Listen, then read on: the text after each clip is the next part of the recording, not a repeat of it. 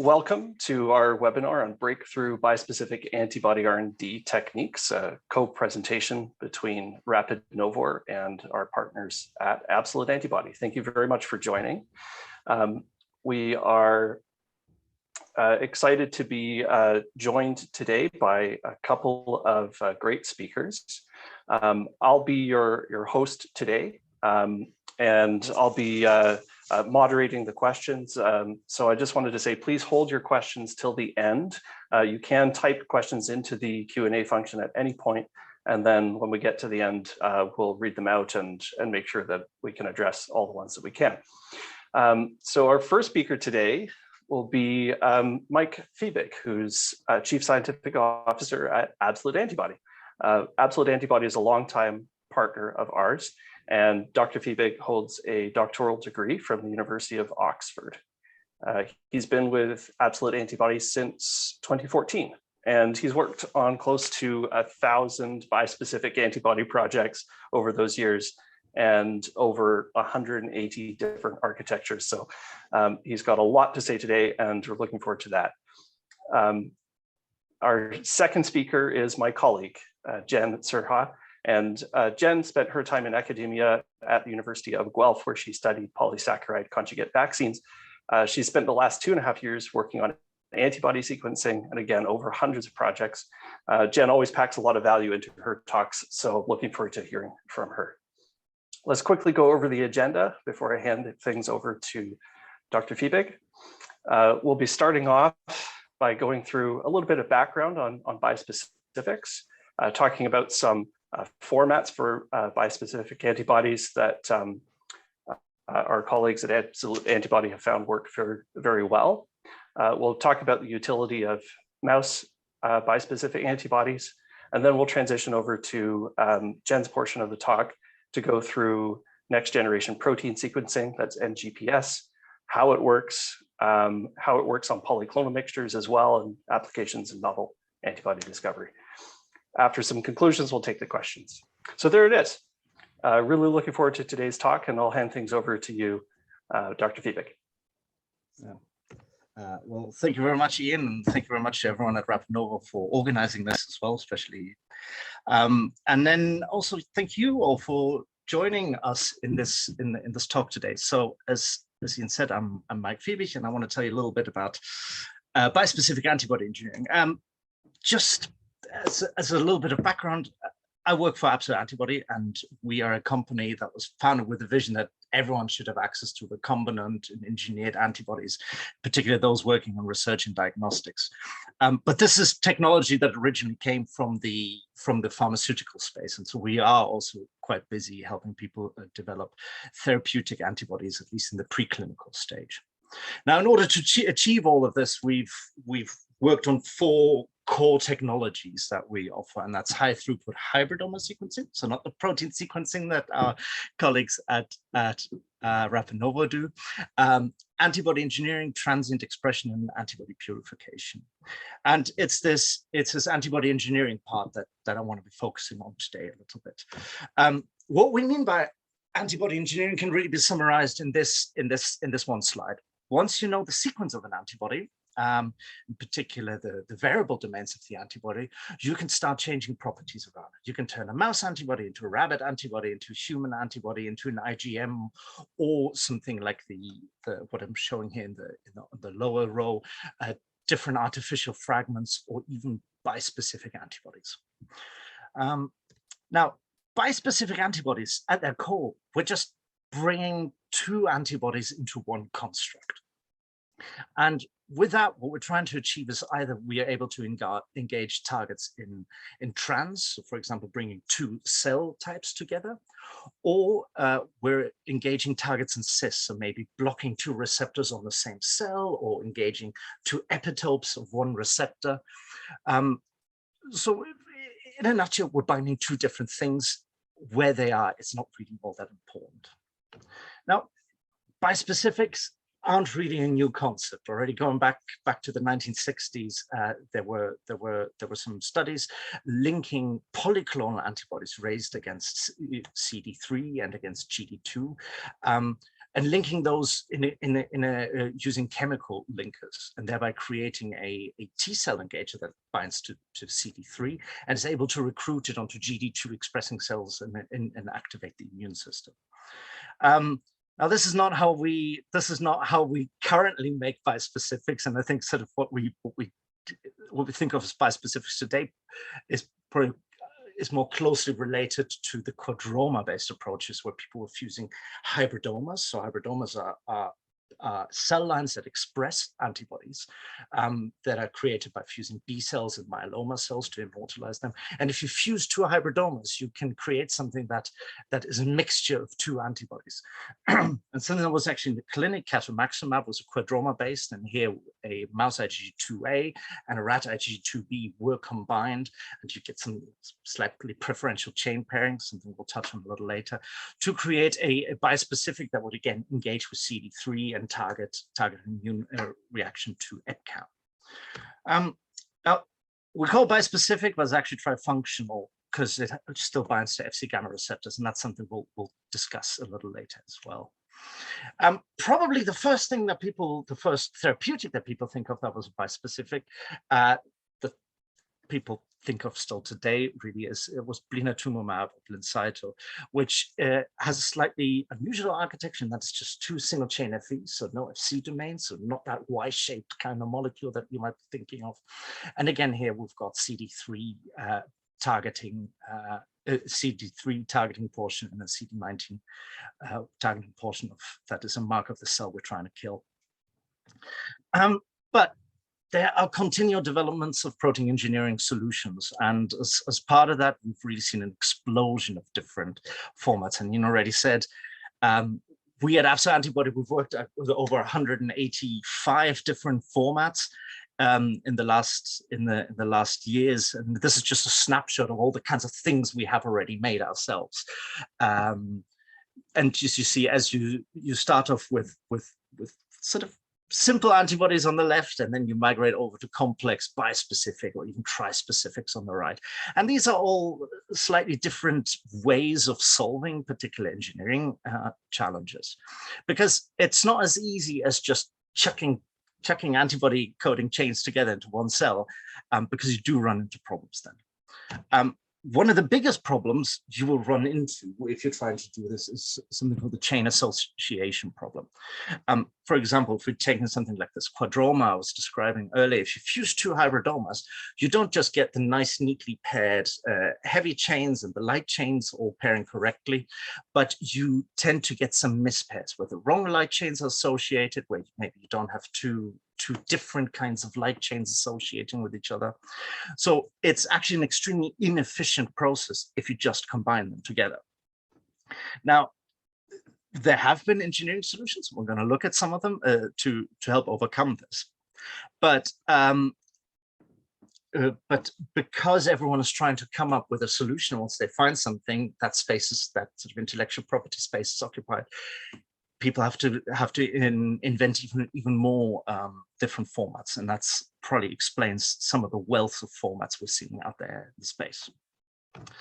So again, why all the formats? Well, we have to, if we're trying to make a bispecific antibody that is heterodimeric, so it's got two different heavy chains, and not all of them are, but a lot of the formats you'll be seeing are heterodimeric like this. You have to find a solution for the heavy chain pairing, and the archetype that people talk about a lot is the so-called knob into hole or KIH mutation. And here we've got a little protrusion and a little crevice on the other side.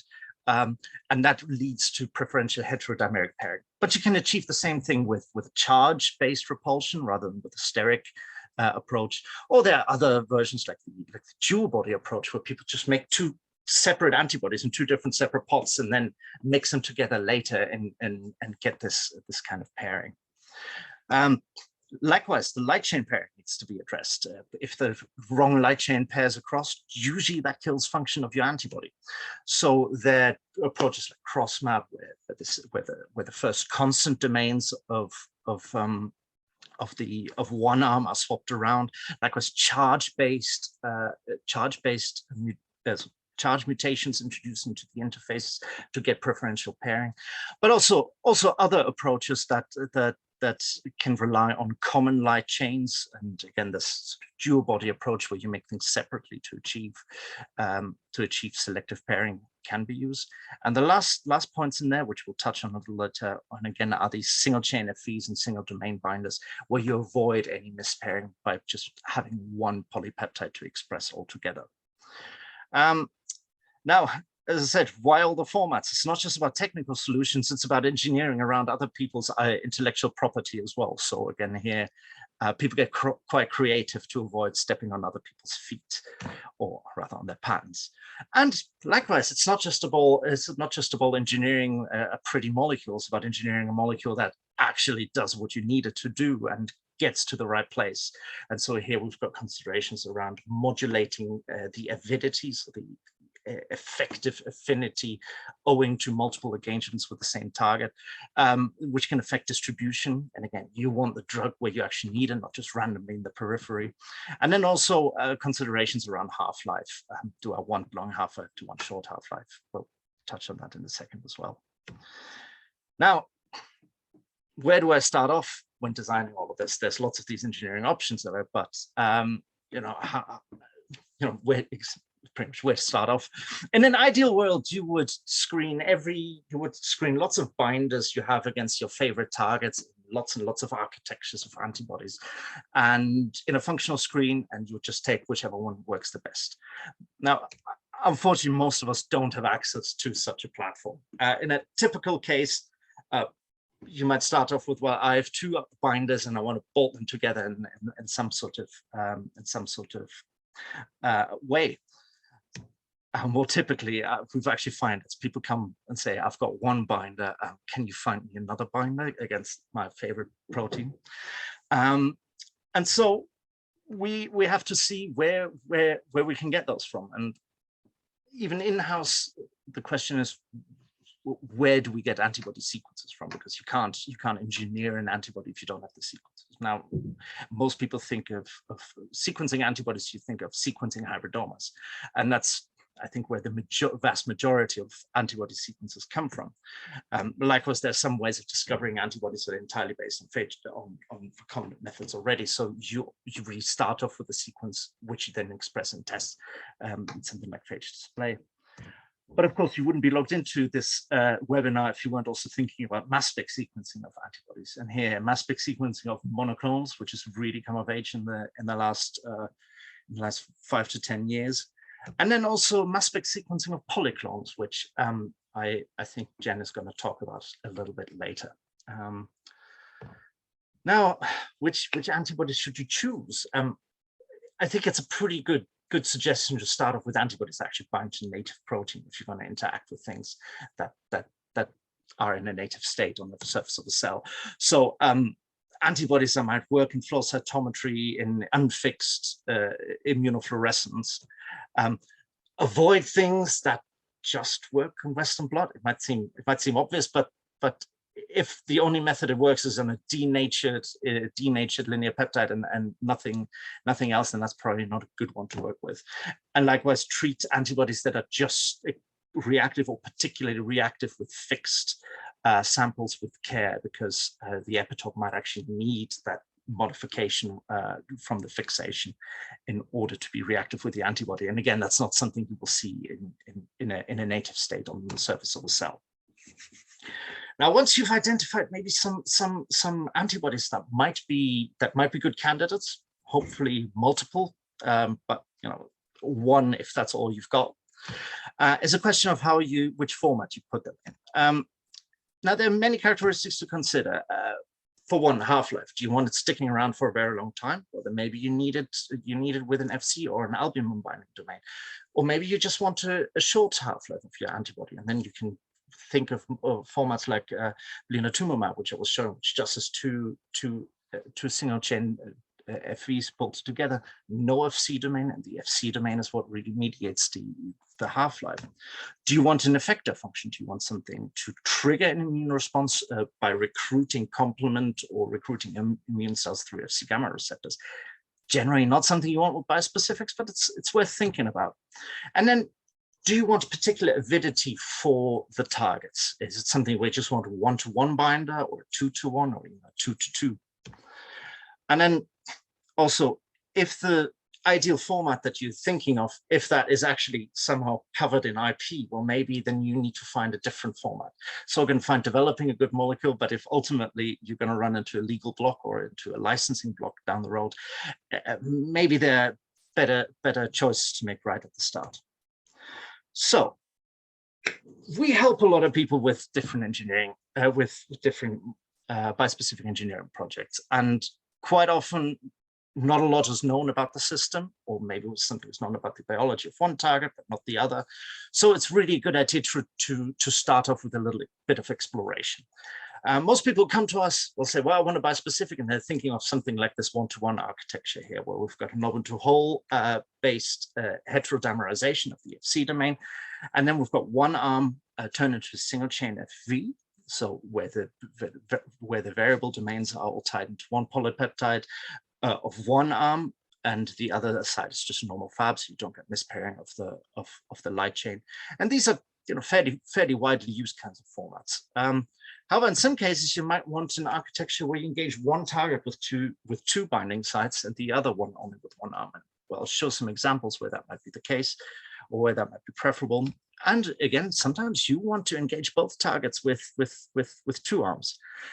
Now, within this kind of panel, you can start addressing a lot of biology and a lot of potential idiosyncrasies of the binders and of the biology that you're working with.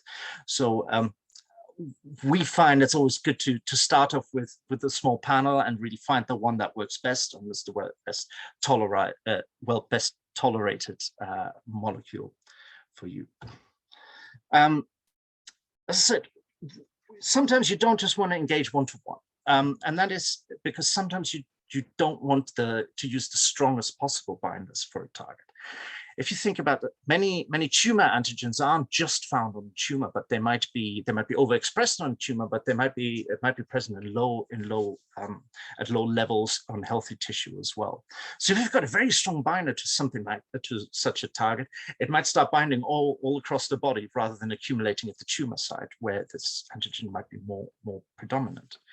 If you were to choose an antigen a binder that has a lower affinity for the antigen, so it needs to see, say, 2 copies on a cell surface, you will start seeing preferential accumulation or preferential localization to a overexpressing cell like the tumor. So having this increased avidity gives you a little bit more selectivity for overexpressing tissues.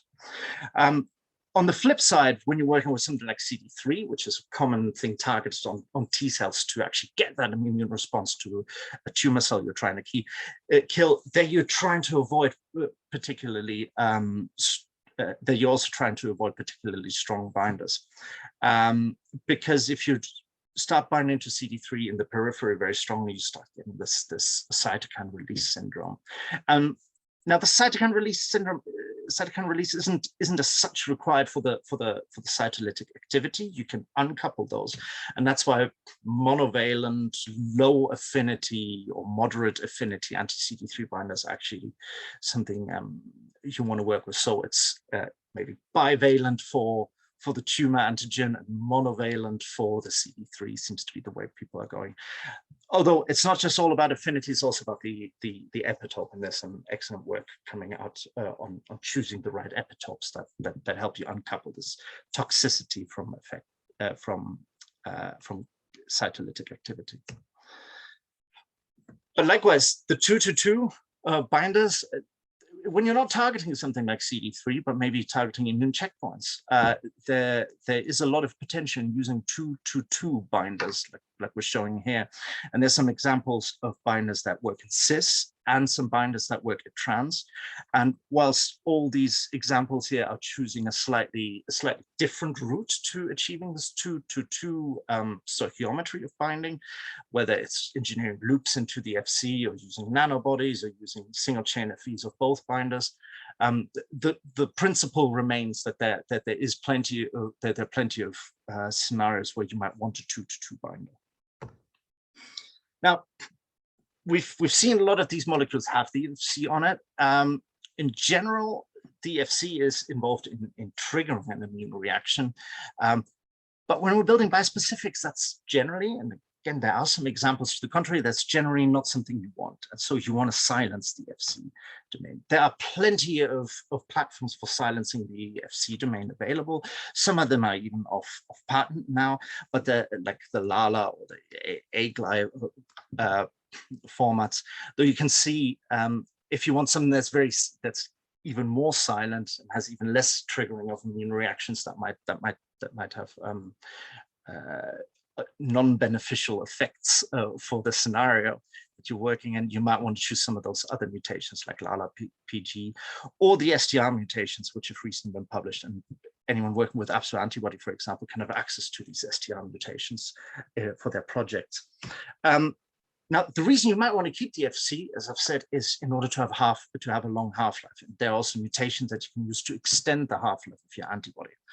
And likewise, if you actually decide you want to have an antibody that has effector function, you can also go and increase the effector function as well. So the FC domain is actually a really nice scaffold on which you can start engineering particular properties into the antibody.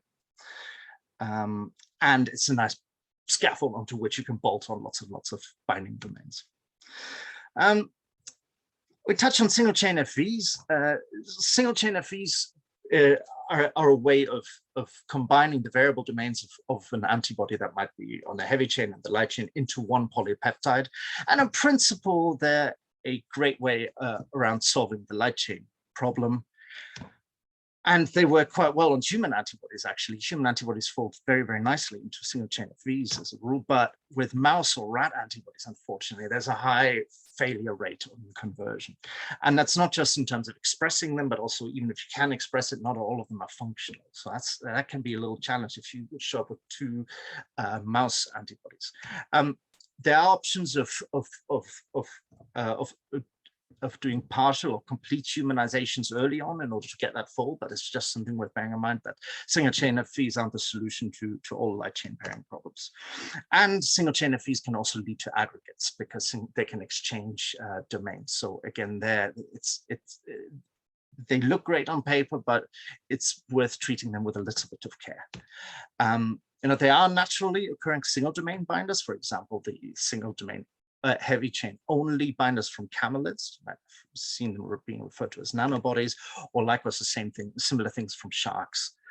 So you can look at nature, get the binders, and then there are also now humanization platforms available for those. And then there's synthetic constructs that look like good binders, like DARPins based on chiral repeat motifs, and also synthetic nanobodies, which look a lot like nanobodies, but have a bit more of a synthetic scaffold around them. Likewise, nature has built fantastic binders for us. Every receptor has a ligand or has another receptor to it. So we can also start inspiring ourselves from this. And there are examples of using CD86 here to bind to CTLA4. There's something Alligator did, and it's not a wild type CD86, but again, its principle is there as a naturally occurring binder, or something like using tumor necrosis factor receptor superfamily members, like shown here, CD40 ligand, to have another binder that engages with its natural receptor. So as you see, there's a lot of stuff we can do in humans, but I don't think that bispecifics are only good for human therapeutics. They're also really important tools in basic and translational research. Because we don't understand a lot of things about how the immune system responds to these things, and then there also, can we do particular things with bispecifics? Maybe we want to try that in the mouse first. And a lot of these solutions I've just shown you, they only really exist for human antibodies. And if you put a human antibody into a mouse, it's immunogenic. Or you then work with humanized mice, which also have their own drawbacks in terms of immune state and costs. So we went and designed a completely murine knob into hole platform, which we found was sort of the core at which murine bispecific antibodies were failing, and we've made such a platform available for use with as surrogate molecules and also as novel molecules for people to play around with. Just a very quick example on this. There's a study done by a group in the Netherlands. They used an anti-CD3, anti-GP75, and anti-CD3 and HER2 bispecific on a fully murine backbone. And what they were trying to do is they were trying to kill tumor cells with T cells that were actually specific to a virus. They were sort of trying to coax them into becoming tumor lytic cells, and thereby turning something like a cold tumor where there's not much going on into a, or we call it a heated tumor, where we can get those virus-specific T cells and get them to kill tumors rather than viruses. And again, this was all done with mouse surrogate molecules, and was an excellent example of how we can use murine surrogate bispecifics to build to do nice proof of concept studies. So very quick summary. The antibodies that you might include in an engineering project can come from very diverse sources. The technology, that we've never had more technology available to get antibody sequences than we have now, and it's really a great time to be an antibody engineer with so much availability. In an ideal world, you'd start by screening every possible architecture and every possible binder, but I think we all know that that's probably not possible for all of us. And so yeah, so like if you could, then great.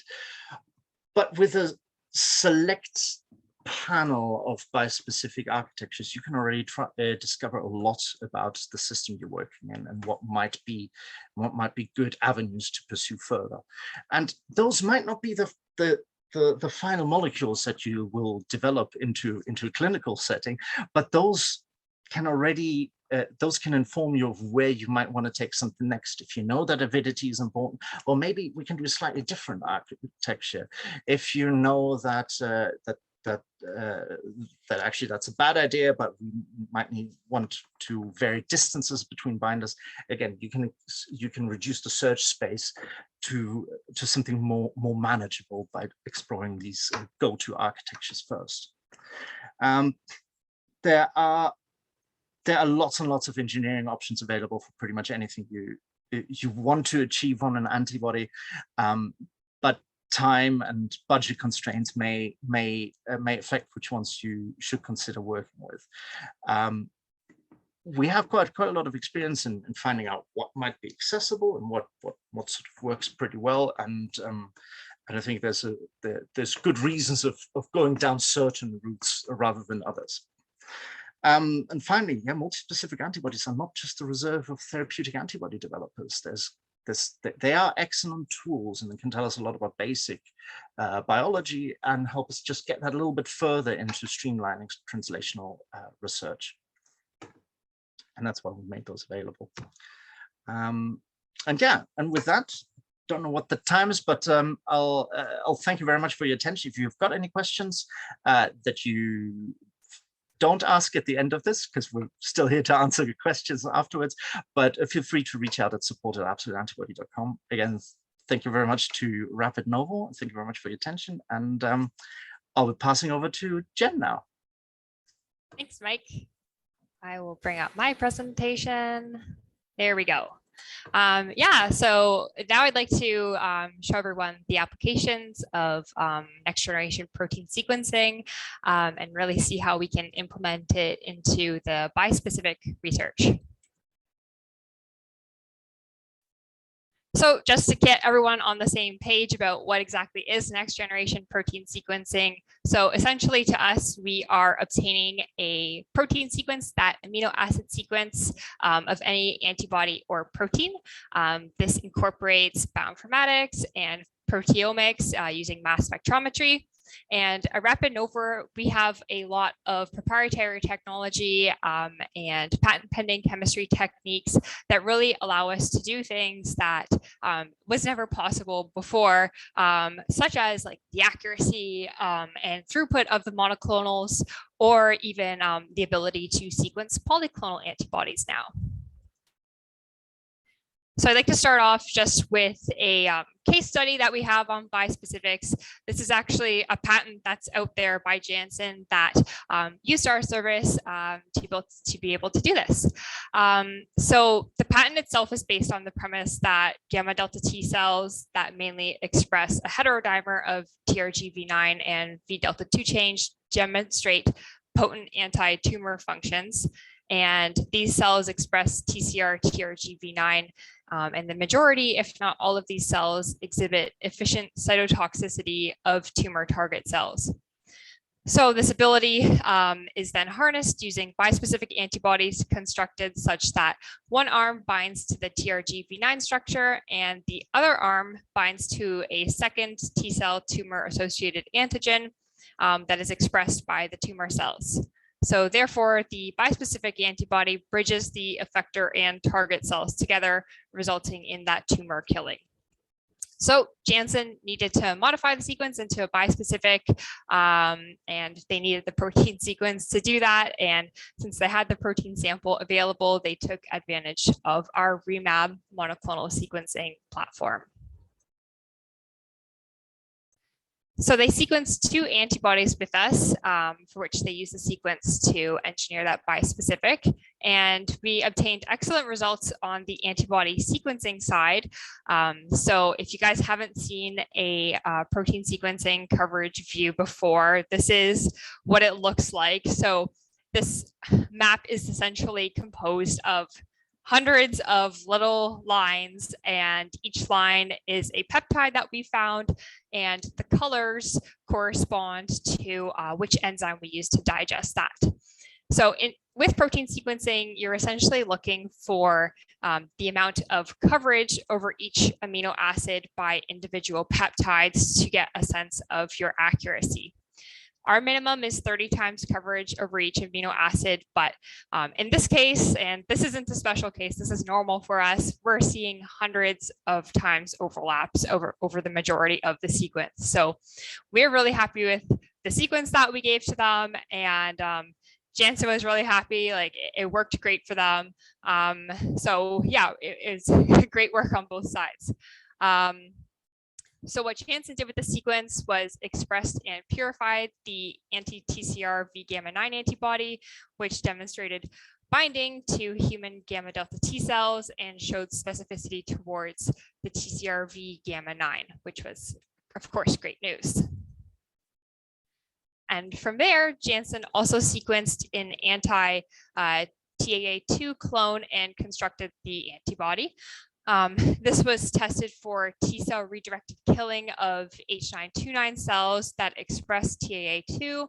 And this is just one of the figures out of many in that patent that shows that the bispecific did bind that gamma delta T cell and mediate gamma delta T cell cytotoxicity against TAA2 cells expressing H292. So yeah, we're really happy to see such great achievements coming from the sequencing side, which supported the success in constructing bispecifics. So I'll get into how we do this in the following slides. So I'll talk about the monoclonal sequencing now and then get into the polyclonal sequencing later, because the premise of polyclonal sequencing really does rely on a good foundation and understanding of how exactly we do the proteomics here. So for REMAB, which is a service name for the monoclonal sequencing, I break it down into 4 parts. So enzymatic digestions, mass spec acquisitions, REMAB assembly, and REMAB is our assembly algorithm, and then reviews by our bioinformatics team. So this is actually a real picture of our lab. So this is where all the samples come in the front door. And so this is a great picture to explain the first step when the samples come in the door, which is running an SGS page gel. So we do a reducing gel and just separate the heavy and light chains and make sure there's no contaminating proteins. And ideally, this is what an antibody will look like. But that's not always the case. You know, we see a lot of BSAN samples and other proteins. So this is a very important first screening step to make sure that, we're not digesting other proteins that might crowd the mass spectra. So ideally, again, the sample doesn't need cleanup, but sometimes we do have to run some columns to purify out proteins. But after that, we do some chemistry to separate the heavy and light chains and cleave glycans. The material then gets digested by different enzymes, which cleave the protein along the amino acid chain. And we've chosen these enzymes carefully so that they have very different cutting rules, which increases digestion site diversity and encourages large peptide overlaps. So these digestions are run on our LSMS system to generate peptide data sets. And our Novor engine interprets the MS2 data and converts it into peptide sequences. And from there, the Remab assembly algorithm assembles the peptide into the final protein sequence. So of course, that all seems fairly straightforward, but of course, this is science and there's always a curveball that science throws at us in anything we do. And in our case, in the mass spec proteomics world, that hurdle tends to be isobaric residues or combinations of residues that result in an area being the same molecular weight. So the most common challenge for us, of course, is isoleucine and leucine, which have the same molecular weight. And this is actually one reason I've heard people say that they shouldn't do de novo protein sequencing because of the ambiguity of these isobaric residues. However, at least for us, this simply isn't true because there is a way to distinguish between isoleucine and leucine with 100% confidence, and that is the Wion method. So this method, it was actually described 30 or so years ago, but Rapid Novor was the first to commercialize it. So, at a first glance, isoleucine and leucine have the same molecular weight, 113 Daltons, but they do have unique R groups. And so what we can do is fragment these further to obtain W ions. And then we look at the mass difference to be able to tell with 100% accuracy if it's an isoleucine or a leucine.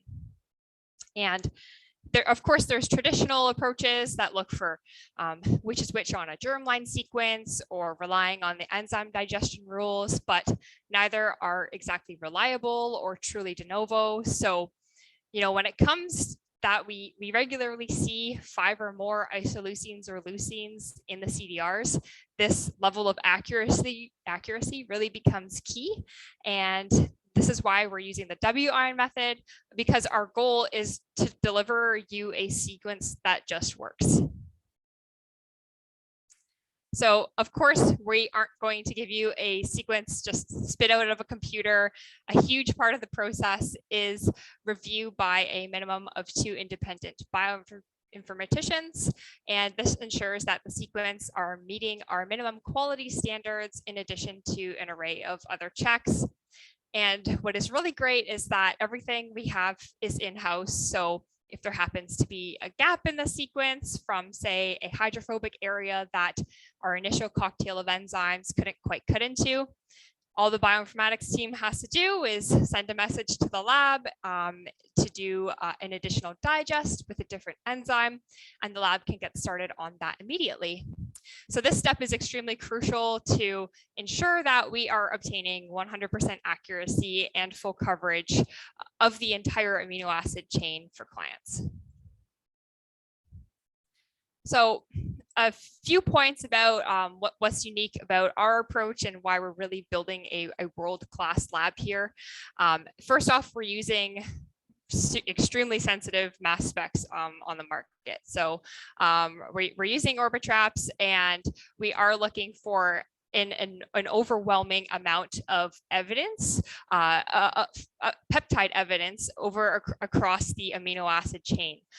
So like I mentioned, it's 30 times overlap over each amino acid. Typically, we're seeing hundreds of times overlap, and we just find with that amount, we are able to sequence antibodies with 100% accuracy.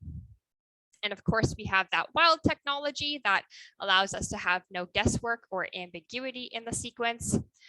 Our software, which is in-house written and proprietary, is also suited for real-time sequencing, which means that our mass spec scientists can monitor samples and the sequences as they fly through and make adjustments to the instrument settings along the way to obtain optimal data. Our independent review and accuracy standards are extremely critical, and we have a very picky team that doesn't accept anything less than 100% accuracy because they too are scientists and understand how important it is for us to get just a single correct sequence. So as for sample requirements for the monoclonal antibodies, we don't need too much from you. All we ask is for 100 micrograms of antibody protein and at minimum 80% purity. And the best thing about the technology is that it's fully de novo, meaning that we don't use any kind of database to obtain the sequence. All of our data is completely from the mass spec data observed. And therefore, we can sequence any species and any isotype. Now, the previous example talking about monoclonal antibodies assumes that there are high-performing antibodies that you want to sequence and understand prior to engineering them into a bispecific construct. But what if you need to discover a new antibody against a target for use in a bispecific? Now, like Dr. Mike mentioned, there's conventional approaches like hybridoma or phage display. They're great, they're well used, but they aren't guaranteed to get you there. And that's why we propose an entirely new approach to antibody discovery, which incorporates next generation protein sequencing. And with this technology, we're focusing on protein, so the actual functional molecule that it is, creating your immune response that you're looking for. So our concept is to start off with antibodies that are actually known to bind. This is the reverse of what a lot of other discovery technologies offer today, but with that polyclonal sequencing capability, we are able to obtain the sequences of antibodies directly from the native immune response. So that brings us to RePab, the polyclonal sequencing. Now, in these projects, we typically start off with serum and put it through a similar workflow as to ReMab with respect to the multi-enzyme digest, flying them on the mass spec, and assembling the peptides into the heavy and light chain sequences. If we have the material available, we also like to do a bulk RNA-seq, which is leveraging the PBMCs typically, but spelinocytes are also fine, and performing transcriptomic analysis so we can generate heavy and light chains from that perspective as well. Now, once we have all of these sequences assembled, we put them together and use both sets of data to do full-length sequencing. Of course, we do have technology that we've prepared in-house to do chain pairing. We don't do single cell sequencing. We don't do the chain pairing from a genomics perspective. We completely pair the heavy and light chains using a proteomics-based method. And from there, we will generate full-length IgGs and either send them off in a final report or express them recombinantly with some of our partners, such as Absolute Antibody. Now, we feel that the RePab platform allows us to take advantage of a lot of different biologies. We've done a number of rabbit, canine, and goat projects, and we do have ongoing projects in mice, alpaca, and humans. Now, mice aren't always the answer, so being able to take advantage of different biologies may be of interest. And beyond that, there are a number of existing catalogs or polyclonals in people's freezers that you might be interested in recovering. And from this premise, we see that there is new fuel towards the antibody discovery workflow that your team may have. So I have just a couple of case studies to go over to show you some data with the polyclonal sequencing. It's some pretty exciting stuff that we have going on here. So the first one, this is actually from about 2 years ago now, and the client asked us to generate a monoclonal antibody against a peptide where they were trying to pull blood from samples. We generated the monoclonals that would allow them to perform a relative quantitation in a clinical context. And this was before we actually had our NGS lab set up. So this was a really exciting project for us because it was actually the first time that we were able to sequence a polyclonal mixture using only proteomics. And we were able to sequence 6 heavy light chain paired antibodies using only proteomics. And everyone was really excited about the binding by ELISA data. The original polyclonal is shown in red, and as you can see, the rest of the antibodies follow the trend line pretty well, or binding, if not better than the original polyclonal. So we are really, really excited by the results from this protein-only approach. Now, we eventually did get our hands on some NGS data from here, and we were able to pull an additional 6 monoclonal antibody sequences there for a total of 12 heavy light chain paired sequences. And again, fantastic ELISA data. So this really gave us a lot of excitement for future projects. Now, we did do a polyclonal project with Absolute Antibody, so I'll talk about that one. There was a goat immunized with a peptide, and it was quite interesting because there were just 2 clear major forms within the dominant antibodies among that polyclonal background. So it's definitely interesting exploring the different biologies and seeing that it was clear that the immune response in this goat was just two major MABs, and that was it. And here we found fantastic sequence coverage across the heavy and light chains of both antibodies.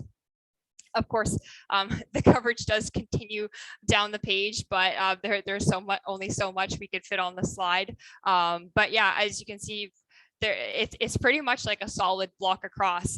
We're really getting hundreds of times overlap across the sequence. So, even with the polyclonal sequencing, we are very, very sure about the sequences that we're delivering to people, simply due to the data we have here.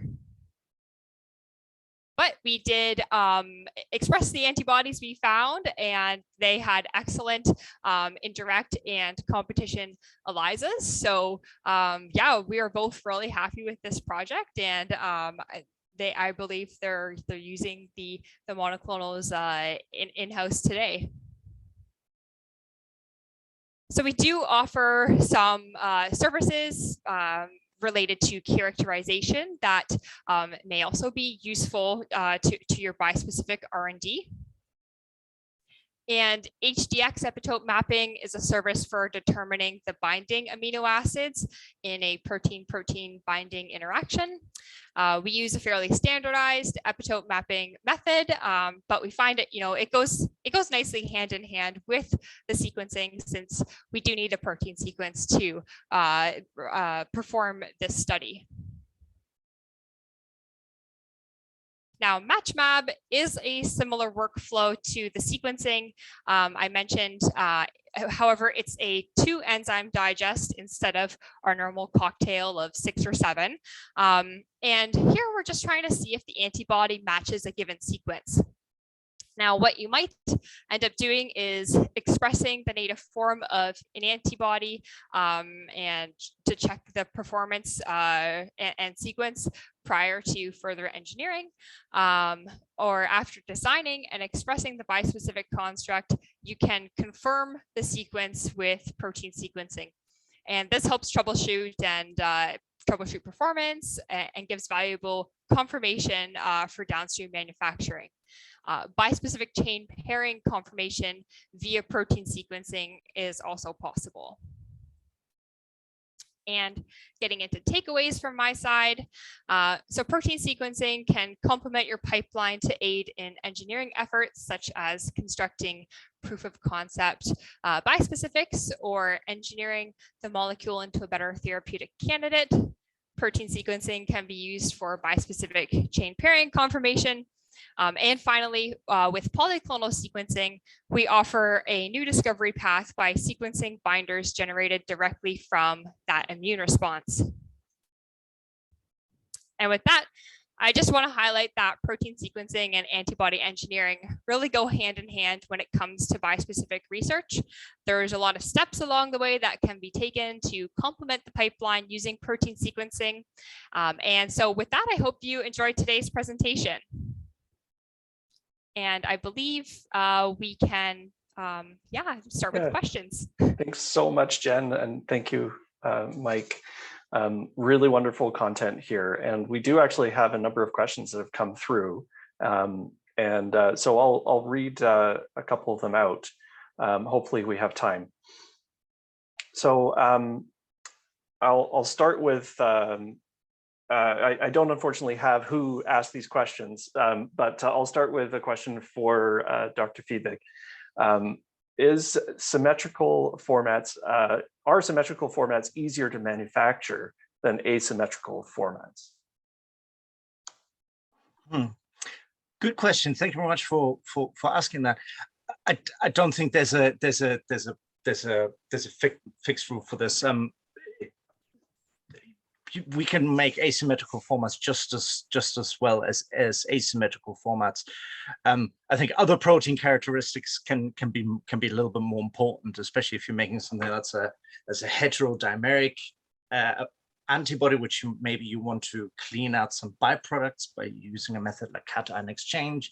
If your two sides have the same charge, for example, that can be more of a problem than having an asymmetric or symmetrical size of the protein. So size is not as important as maybe some other characteristics to consider, especially during purification, maybe down the line.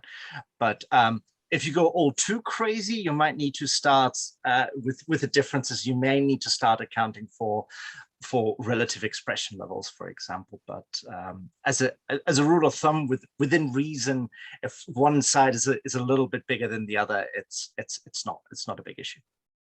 No, but great question. Thank you. Sounds good.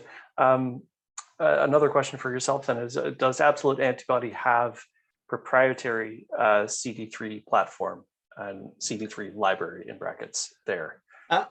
Yeah, we've got access to a number of CD3 binders. Some of them are very well characterized from the literature, and we might be able to point to some of those. But we do also have a very nice anti-CD3 binder, which we've humanized and engineered into single chain Fe or not. Or not needing to turn to single chain Fe. So we have some very nice candidates here, which have been very popular. So that if you're interested in exploring different kinds of binders, we can definitely help you with that. Yeah. Sounds good. Thank you. The next question would be about epitope. So epitope binning. Is epitope binning performed at Rapid Novor? I'll direct that question to Jen. We don't do epitope binning. We're just starting with HDX-MS for epitope mapping. We're trying to stick with the mass spec based approaches here. Sounds good. And another easy one for you was, what's the minimum amount of protein that's needed for getting complete heavy and light chain sequence? Actually, I think that came up on your slides after this question was answered, but if you want to revisit it again, that'd be appreciated. If they're asking about polyclonal sequencing, I don't think I mentioned it. Now, the sample requirements do kind of depend on the nature of your project, but in general, we need 1 milligram of purified IgG against the antigen to initiate the polyclonal sequencing project. Wonderful, thank you. Emily asked a question about your comment about not pursuing single cell sequencing. So can you comment on why is that and what drove the decision? Yeah, that was really in regards to the heavy and light chain pairing issue. And yeah, we've just been able to solve that issue using a proteomics approach. And we have a preference to working with the protein itself. So that's the route we took. Yeah, fair enough. And I think there is a cost associated as well with doing the single cell sequencing. So if we can do it without needing that, then it's a good way to get around that. Okay. A next question was, I think along similar lines, is about the VH and VL pairing, and how is that information preserved from the polyclonal antibody sequencing? This is a favorite question that we often get when we talk about polyclonal. So Jen, take it away. Yeah, so there's some proprietary stuff happening in there, so you may or may not be happy with my answer. But we do a number of conventionally used experiments in order to reduce the chain pairs, and we have a number or somewhat of a menu of experiments that we can pull from and perform.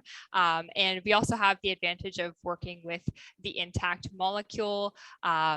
So there's a number of experiments and steps involved in solving that chain pairing problem. That's great. And that question came from Kamal. We are working on a little infographic to describe this. So if you want to drop your email into the chat privately to me, I'll make sure that you get a copy of it when it's ready. Mike, next question is for you. Referring to the antibody periodic table, so we might have to scroll back in the slides a bit to get there. Jen, do you have those parts of my slides, or shall I just take over the screen again? I'll take over the screen quickly. Yeah, you can share it if you want. Go ahead. So while you bring that up, the question was about format 118. So it's a good 2-to-2 format, and our attendee here spotted a similar format, 143 and 148. So what's the difference? Okay. Excellent question again. So we're looking at 118 here, where we've got something like a Fab2 kind of format, where the two Fab arms are still linked. In this case, it looks more like a dimerization domain rather than just having them linked by hinge disulfides. And off the light chains, we have two single domain binders, most likely in this case 2 nanobodies hanging off. So that's a molecule that will give you very close engagement with two targets in a bivalent manner, but it will have an extremely short half-life because it doesn't have an FC domain to mediate FcRn mediated half-life and recycling, unless one of these binders happens to bind to albumin, for example. With 143, we've got a similar arrangement, but actually we have the FC domain on it, and this one actually has another bit of has another fusion at the bottom of it. So maybe that's a little cargo, maybe that's a cytokine, maybe that's a chemokine or something like that, or just another binder, another receptor bolted onto that. So I mean, even if we were to think away these two appendages on the C terminus of the FC domain of the of 143, we'd still have the FC domain that would increase half-life. Now, 148. Did you maybe mean 138? I can't actually see 148 right now, so sorry if I'm just going to talk about 138 right now, which is quite similar to which there we only have sort of one binder for each target, again in a sort of Fab2 like arrangement. In this case, it's a little funky with chains from the single chain of Fs crossing over. But yeah, here you're just engaging with each target with one arm, and it's a very small molecule compared to a whole antibody, and it'll have short half-life again. So in terms of differences, we've got stoichiometry of engaging with the targets and then varying the half-life due to the absence of an Fc domain. So yeah, you can see you can very quickly get into, oh, what do I really want of this molecule? What's my wish list? And what can I bolt onto it to achieve different options? Yeah, if you've got our details, feel free to reach out and for more of a discussion. And thanks for the question. Appreciate it. That's great. So we've got a couple more. I know we're running over time, but since the questions are great, I'm happy to run long. We have one attendee, Narayan, who put up his hand to ask a question. It's the first time I've done this, so I'm going to try to pass the microphone over to Narayan to get the question in. So Narayan, you're able to now unmute yourself and ask your question. Go ahead. I'm sorry, I got that question. I put that question. What's the minimum amount of protein that is required?